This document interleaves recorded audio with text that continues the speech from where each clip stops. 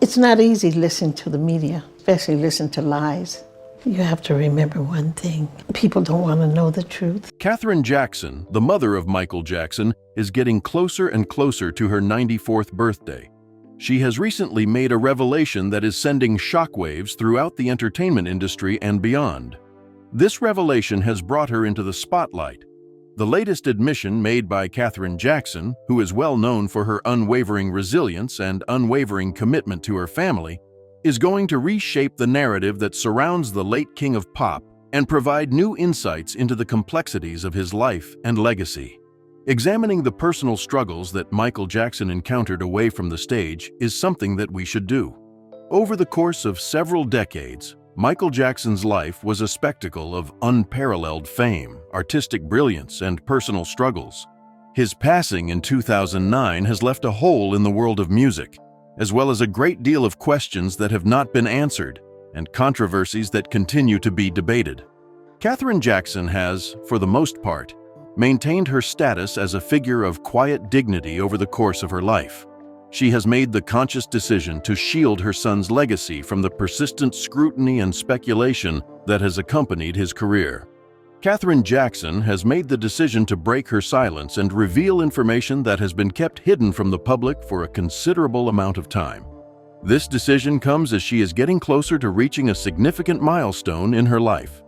A darker side of Michael Jackson's story, one that has been obscured by the glitz and glamour of his career and the turmoil that characterized his final years, is going to be revealed as a result of her disclosure, which promises to uncover this portion of his story. In her recent revelations, Katherine Jackson has made hints about aspects of her son's life that were not previously disclosed.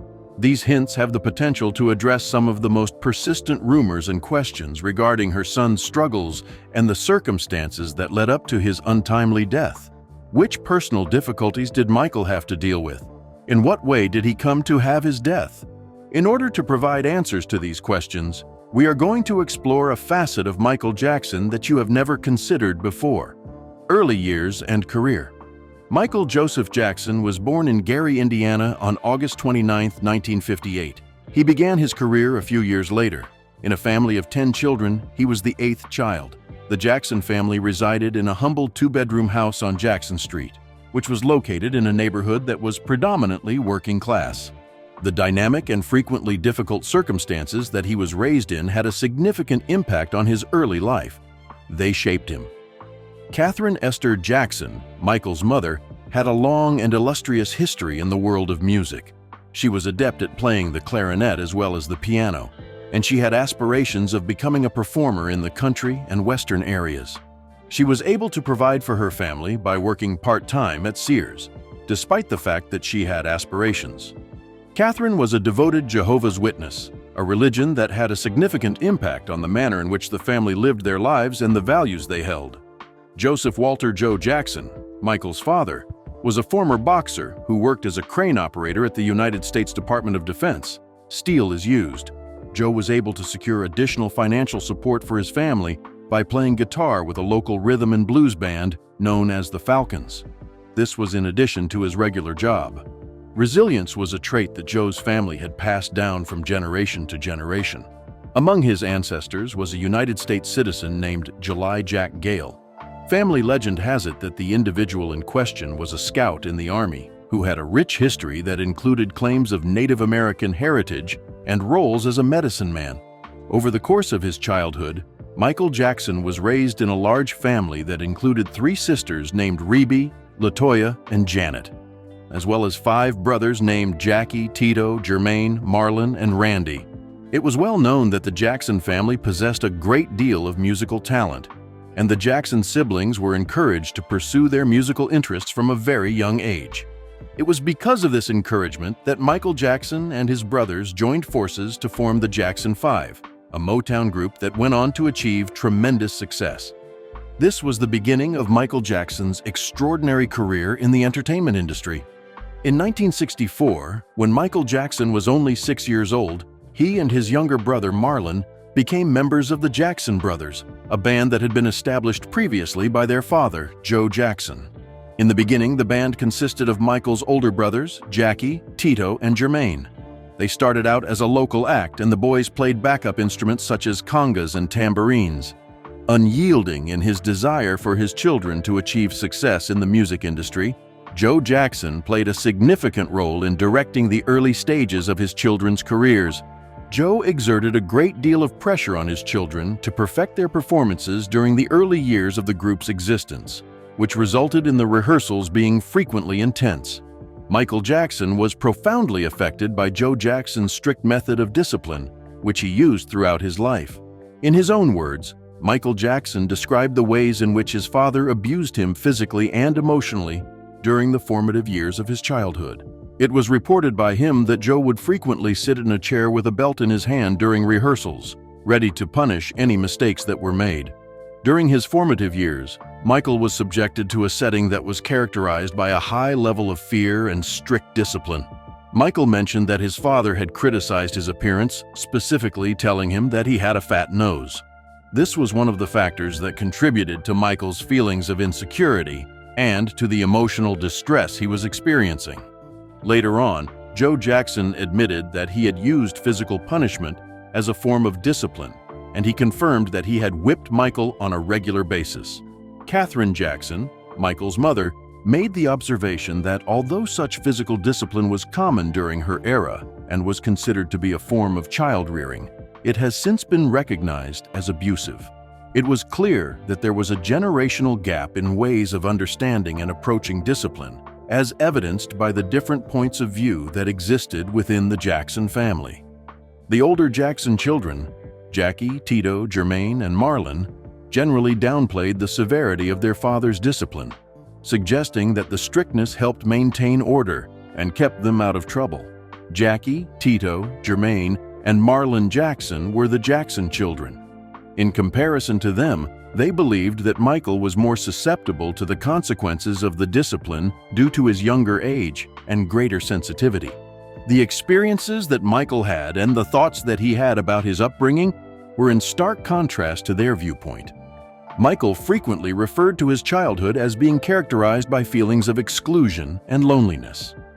The fact that he was surrounded by his family and that he was thrust into the spotlight at a young age did not prevent him from experiencing a profound sense of isolation.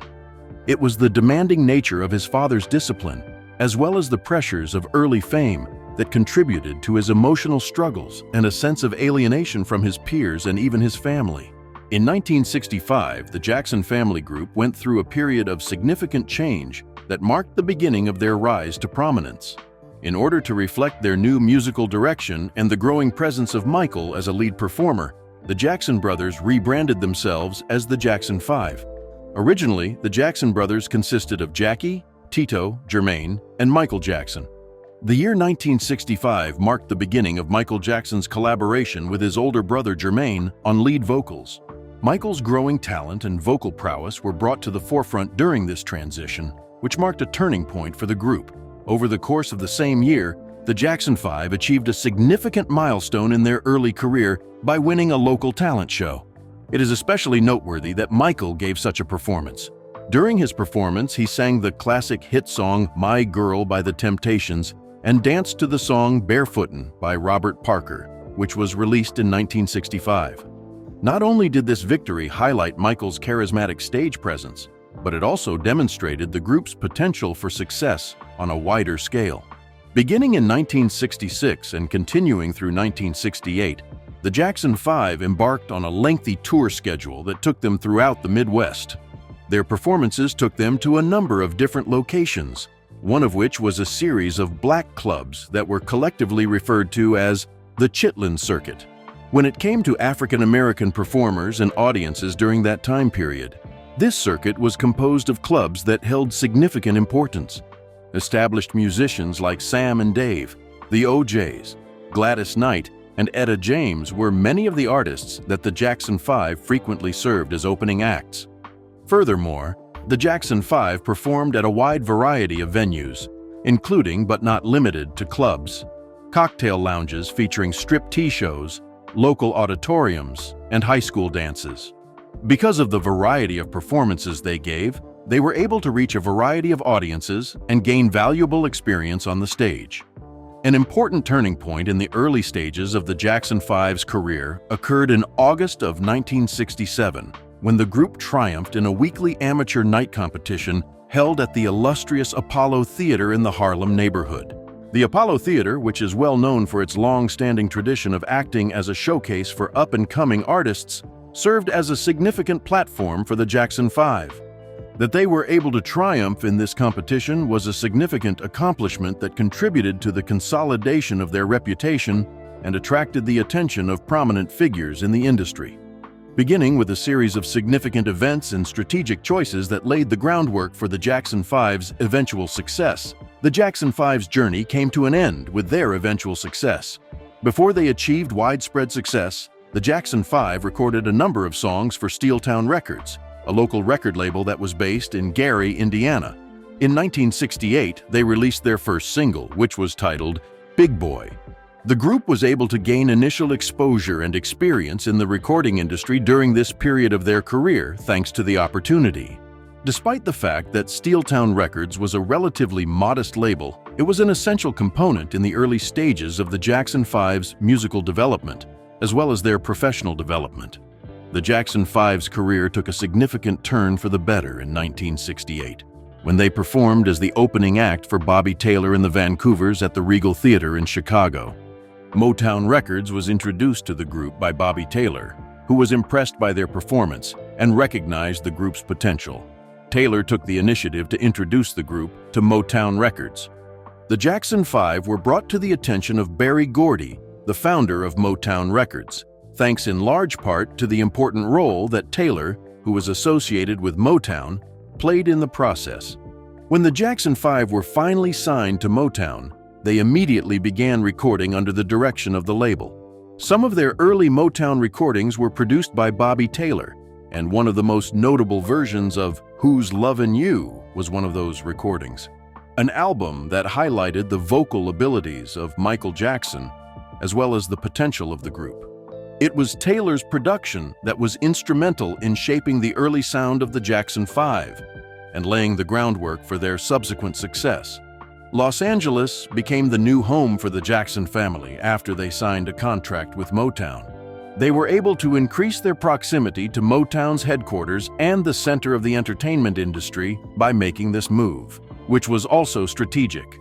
It was the decision to relocate that played a significant role in easing the transition of the Jackson 5 from a regional act to a phenomenon that was recognized across the country. After careful consideration, Motown made the decision in 1969 to have Diana Ross be the one to introduce the Jackson 5 to the general public. Ross's endorsement was seen as a way to enhance her career and increase the visibility of the Jackson 5, so this move was developed with the intention of benefiting both Ross and the Jackson 5. According to Motown's marketing strategy, the introduction was a part of the company's strategy to capitalize on the group's potential and leverage Ross's star power. They made their first appearance on television in 1969, when they performed a cover of It's Your Thing at the Miss Black America pageant. This was the first time that the Jackson 5 appeared on television. It was a significant step in their rise to fame that they made this appearance, which marked the beginning of their widespread recognition in the public eye. They were able to establish themselves as a promising new act in the entertainment industry thanks to the high level of reception that their performance received. Michael Jackson's extraordinary talent was quickly recognized by both critics and audiences as the career of the Jackson 5 began to gain momentum. The young Michael was referred to as a musical prodigy by Rolling Stone, who praised his extraordinary musical abilities. Because of his charisma, vocal ability, and stage presence, he became the primary attraction of the group and ended up being the lead singer. The performance and talent of Michael quickly overshadowed that of the other members of the Jackson 5, paving the way for his future as a solo artist and establishing the Jackson 5's indelible place in the annals of music history. When their single I Want You Back reached #1 on the United States Singles Chart in January 1970, the Jackson 5 achieved a level of success that was unprecedented, the Hot 100 on Billboard. In addition to remaining at the top of the charts for a period of 4 weeks, this song was the first of a string of hits that helped the band establish their reputation in the music industry. I Want You Back was followed by the release of 3 additional singles by the Jackson 5, all of which reached #1 on the charts. The remarkable vocal talent of Michael Jackson was brought to light through these songs, which not only showcased the group's infectious sound and energetic performances, but also captivated audiences and critics alike. The Jackson family relocated to a new home in Encino, California, in May of 1971. This new home was a significant improvement over the one they had been living in previously. The family was able to enjoy a more comfortable and private environment thanks to the expansive 2-acre property known as the Havenhurst Estate. This was a reflection of their growing success and overall improvement in their financial situation. The transformation of Michael Jackson from a child star into a teen idol took place during this time period. Because of his charisma, stage presence, and distinctive voice, he was able to distinguish himself even among his siblings who were talented. Michael Jackson released 4 solo studio albums with Motown between 1972 and 1975. These albums were titled Got to Be There in 1972, Ben in 1972, Music and Me in 1973, and Forever Michael to be released in 1975. At the beginning of his solo career, he released these albums, which gave him the opportunity to explore his musical abilities outside of the context of the Jackson 5. In terms of commercial success, the songs that were featured on his first 2 solo albums, titled Got to Be There and Ben, were successful. Michael's ability to convey profound feelings through his singing was on full display in the song Ben, which was about a pet rat and was featured in a film of the same name. The song became particularly popular. In addition, his rendition of Bobby Day's song Rockin' Robin was another single that was successful, further establishing his credentials as a solo artist. Michael Jackson continued to maintain a strong connection to the Jackson 5, despite the success of his solo career. The band continued to create hits and perform together, demonstrating their adaptability and ability to appeal to a wide variety of audiences. After some time, the Jackson 5 were acknowledged as a pioneering example of Black crossover artists. This means that they were able to successfully bridge the gap between Black and white audiences, achieving widespread popularity and breaking down racial barriers in the music industry. On the television show Soul Train, Michael Jackson gave a performance that is remembered as one of the most memorable performances he gave during this time period. He performed the Jackson 5's top 5 single, Dancing Machine. The robot dance, a move that began to become synonymous with Michael's innovative dance style, gained widespread popularity as a result of this performance. Michael's exceptional talent as a performer was brought to light by the robot dance, which featured mechanical movements and precise execution. This dance gave Michael the opportunity to demonstrate his ability to captivate audiences with his distinctive dance techniques. Motown Records, on the other hand, was a source of frustration for the Jackson 5, particularly with regard to the lack of creative control at their disposal. A contentious issue arose as a result of the label's stringent management style and its refusal to permit the group to have input into the composition of their music. They were unable to develop their artistic abilities as a result of this limitation, which ultimately led to their decision to leave Motown. 1975 was the year that the Jackson 5 signed a recording contract with Epic Records and changed their name to the Jacksons. The decision was made by Jermaine Jackson, who had previously married Berry Gordy's daughter, Hazel, to remain with Motown and pursue a career as a solo artist. As a consequence of this, their younger brother Randy was ultimately recruited to join the band. An extensive number of international tours were undertaken by the Jacksons, which enabled them to continue to enjoy widespread popularity and to connect with fans all over the world. Between the years 1976 and 1984, the band released a total of 6 additional albums. During this time period, Michael Jackson established himself as the Jacksons' primary songwriter. Shake Your Body Down to the Ground, which was released in 1978, This Place Hotel, which was released in 1980, and Can You Feel It, which was released in 1980, were all hits that he had written. Off the Wall, Michael Jackson's 5th solo album, was released in 1979 and was a landmark release that established him as a formidable solo performer. In the year 1980, Michael Jackson's career reached new heights as he was honored with a number of prestigious awards and accomplished a number of significant accomplishments, further solidifying his position as a solo artist. In the year 1980, Michael Jackson was able to secure 37% of the wholesale album profit that was available in the music industry at the time. The album Thriller, which was released by Michael Jackson in late 1982, is widely considered to be a significant landmark in the history of music. It is credited with breaking a number of records and establishing Jackson as an unrivaled force in the world of widespread popular culture. There is no other album that can compare to the commercial success, critical acclaim, and cultural impact of this one. After achieving the status of the best-selling album of all time, both in the United States and internationally, Thriller quickly became the best-selling album worldwide in 1983. It went on to become the best-selling album of all time. It is estimated that 70 million copies have been sold all over the world. The dominance of the album on the charts is a perfect reflection of the album's success. The song remained in the top 10 of the Billboard 200 chart for an incredible 80 weeks in a row, and it topped the chart for 37 weeks before falling out. Alongside the band Santana, Michael Jackson holds the record for the most Grammy Awards won at the 26th Annual Grammy Awards with 8 awards for his album Thriller. Jackson was honored with a number of awards, including Album of the Year, Record of the Year for Beat It, and Best Male Pop Vocal Performance for Thriller. For the entirety of his life, Michael Jackson struggled with a multitude of personal issues, particularly those pertaining to his health and appearance, despite the monumental success he achieved in his professional career. Personal struggles. The noticeable change in Jackson's skin color, which drew significant attention from the media and public speculation, was one of the aspects of his personal life that received the most attention and was the subject of the most discussion. In his younger years, Michael Jackson had skin that was a medium brown color. However, beginning in the middle of the 1980s, his complexion began to become lighter. A significant amount of media coverage and rumors that Jackson was bleaching his skin to make him appear white were sparked as a result of this change. The dramatic nature of his changing appearance over the years added fuel to the fire of these speculations, which were already fueled by others.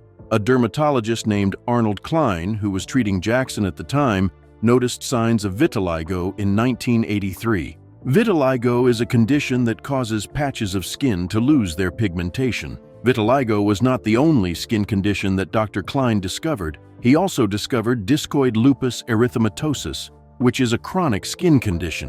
In 1983, Jackson was diagnosed with lupus, and in 1986 he was also diagnosed with vitiligo. Because of the severity and visibility of its effects on the body, vitiligo can have a significant impact on a person's mental state. Jackson's appearance underwent significant changes as a result of the progression of the condition, which contributed to the public's fascination with his skin and speculation about it. In order to manage the uneven blotches that were caused by vitiligo, Jackson utilized makeup of a lighter color and could potentially bleach the skin with prescription creams. Jackson was able to achieve a more uniform skin tone by using these creams, which would depigment the blotches.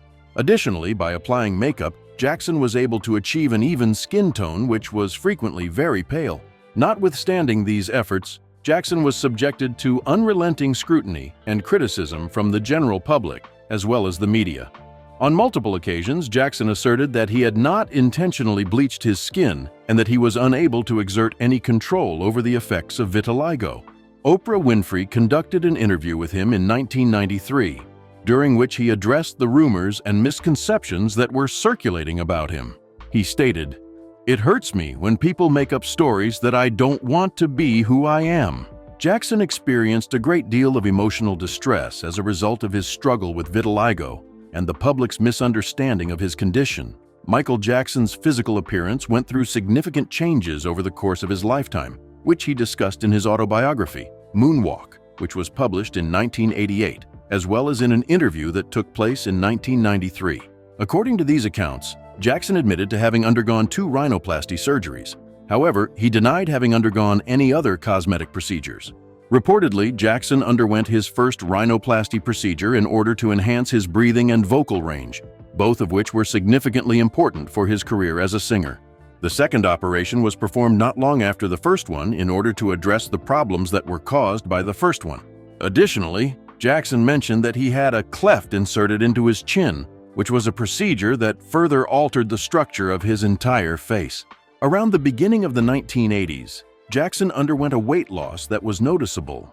It was his belief that a dancer's physique was necessary for his performances, so he decided to adopt a healthier diet in order to achieve that physique. He attributed this change to his decision. The fact that he was thin and experienced bouts of dizziness, on the other hand, led some witnesses to speculate that he was suffering from anorexia nervosa. It was his ongoing struggle with weight loss, which became more pronounced in the later years of his life, that gave rise to this speculation. Jackson's decision to undergo cosmetic procedures was heavily influenced by the significant role that his struggle with vitiligo played in his decision. In order to address the uneven skin tone that was brought on by vitiligo, Michael Jackson reportedly sought out these procedures, as stated by his mother, Katherine Jackson. She went on to explain that he did not want to appear with blotchy skin because he found it upsetting. His mother speculated that Jackson had undergone more than the 2 rhinoplasty procedures that he admitted to having, and she suggested that he may have developed an addiction to cosmetic surgery. This was in spite of the fact that Jackson had publicly stated that he had only recently undergone a few surgeries. More information regarding Jackson's health and the cosmetic procedures he underwent became available after his death in 2009. The findings of the autopsy revealed that Jackson had undergone a number of other cosmetic procedures and treatments in addition to vitiligo, which was confirmed by the autopsy. There was a correlation between these findings and the assertions made by Katherine Jackson, Michael Jackson's mother. In 1986, Michael Jackson was the focus of a multitude of sensational stories and rumors that captivated the general public and fueled speculation in the media. Among the rumors that circulated about Michael Jackson were assertions that he proposed to Elizabeth Taylor, slept in a hyperbaric oxygen chamber to slow down the aging process, and took hormone shots to keep his voice in good condition. Even though Jackson refuted a significant number of these rumors, his manager, Frank DeLeo, confirmed the existence of the hyperbaric chamber. However, he was unable to confirm whether or not Jackson utilized the chamber.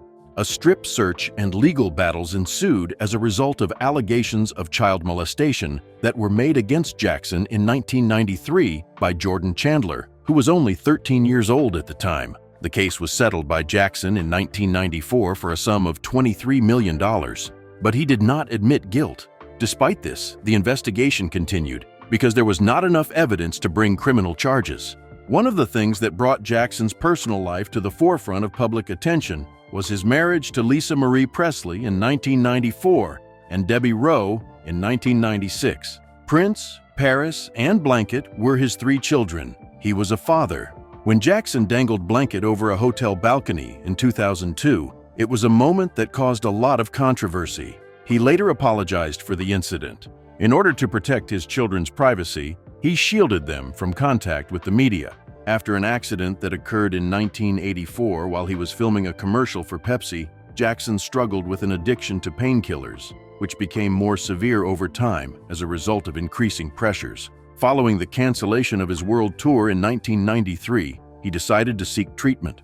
Jackson made the announcement that he would be performing a series of concerts titled This Is It in 2009. However, he tragically passed away on June 25, 2009 from a cardiac arrest, just a few weeks before the concerts were scheduled to begin. This event marked the conclusion of his extraordinary and complicated life. It is impossible to overstate the extent of his impact on popular culture, including music and dance. The contributions that Jackson made to the entertainment industry and the impact that he had on a large number of artists and fans are enduring aspects of his legacy, despite the controversies and struggles that plagued his later years. You should click the next video that appears on your screen, as well as like and subscribe to this video if you found it entertaining.